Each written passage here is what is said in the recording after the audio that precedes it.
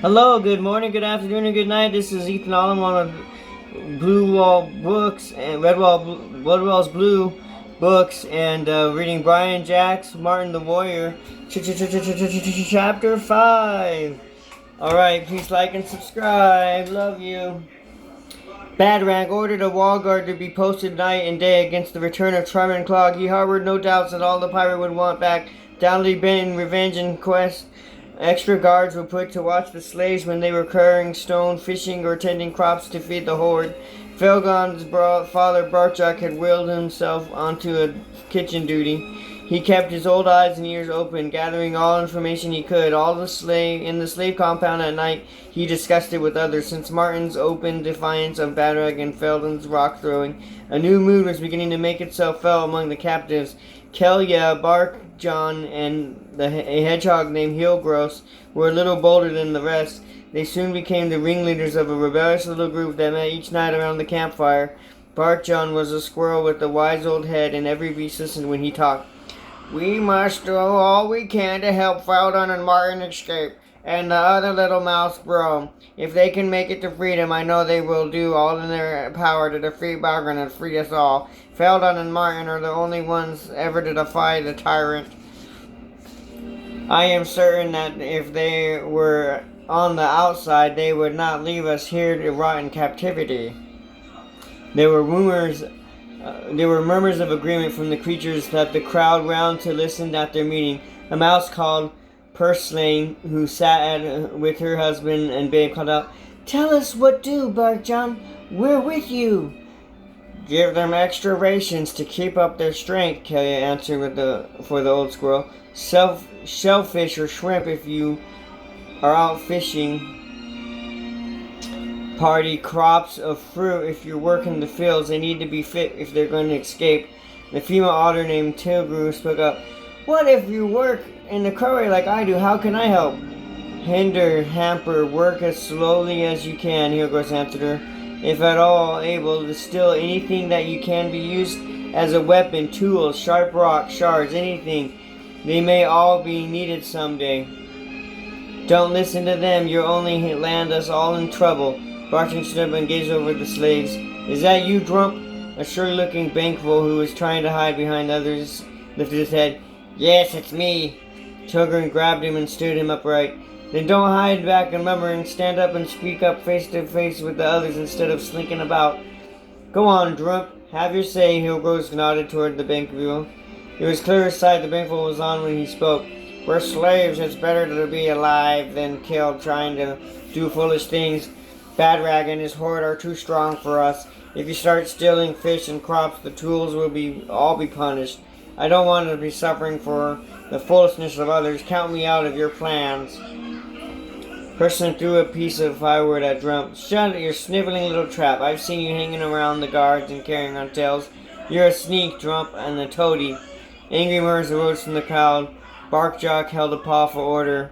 When there was quiet, he confronted the bankful. "Unfortunately, we cannot count on you out of our plans, Drump. You are one of us. Therefore, all we do affects you, and anything you choose to do affects us.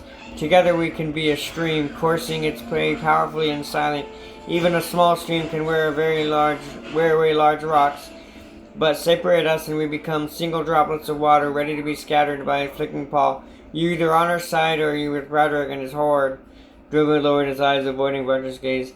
"I am alone. I side with no beast. I leave me to live my own life as I see fit." Barkjock silenced the angry murmurs of the slaves with a growl. "So be it, Drump. No creature is forced to join us. You may stay alone, but let me warn you, Bankful, if one word of our business reaches Badrag and his creatures, I will hold you responsible. When that happens, you will be a dead beast. I promise this." Drumrick slunk out of the crowd and deserted the corner of the compound. The silence was eventually broken by Kayla. "Oh well, if that was all for tonight, I'll be on my way. Feeding time for the prisoners, you know." Rose and Grom lay behind the rocks, watching the fortress Marshank, helpless and unable to approach the gates because of the 2 sentries who stood on the wall top, keeping a lookout for the return of Tarum and Clog.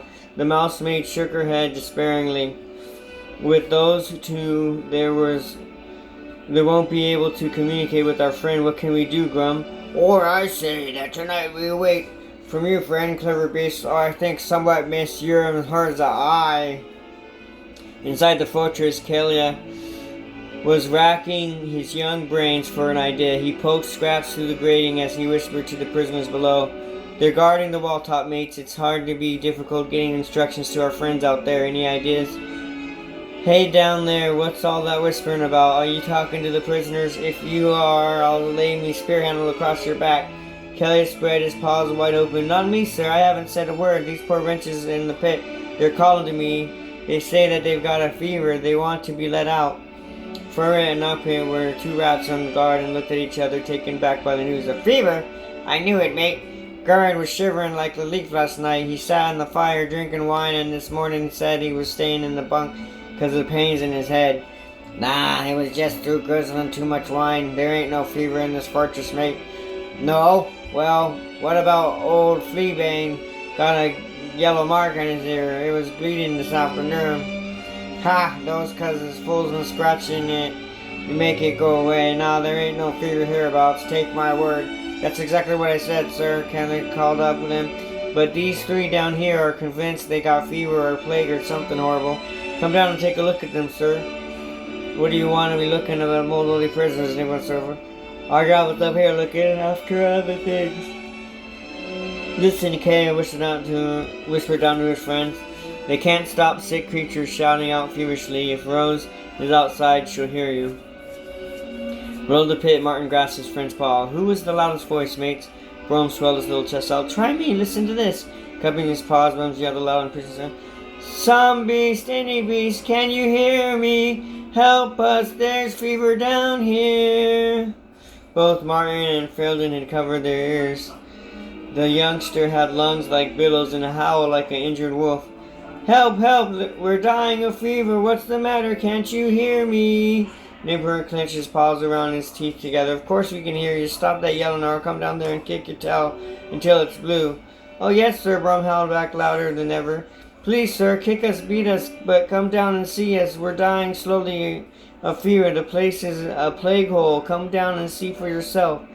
Fervent shouted. Fat chance. I ain't going down there and catching a sickness. Nipwork caught a complete agreement. Nor me, mate. They're yelling and hollering all they want. I'm not putting a paw anywhere near 'em. Through her tears, Rose sat back, giggling helplessly. Hee hee hee. That's my little brother, all right? Remember he used to scream and shout like that back at home until Mama let him have his own way?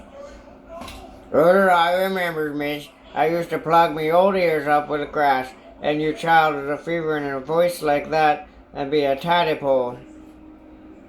Rose held her throat out and throwing back her head, she gave an eagle call. Screech! Grum winced and covered both ears. My, what a family for a noise, and Master Brom will know for sure that was us in there, miss. The eagle screeched again and rent the night air again. Screech! Brom clapped his hands joyfully. That's my sister Rose, all right. She can screech as good as any eagle. Martin patted Brom hardly on the back.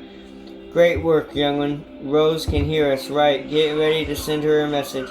From the wall, Nipper took a spear to Kenya. You'll start all this, Otter. Listen, the eagle bird now. Get away from there, go. Get back to the compound. You caused enough mischief around here. Kelly knew his job was done. Martin and his friends could send their own message to the outside. The young otter trotted off grinning happily as the two guards argued all the way down. I'm not putting up with this row all night. Oh no, then go down there and make them shut up. Me, I'm saying right here, mate. So am I, mate. We'll just have to ignore the noise and keep watch out for a sea scarab.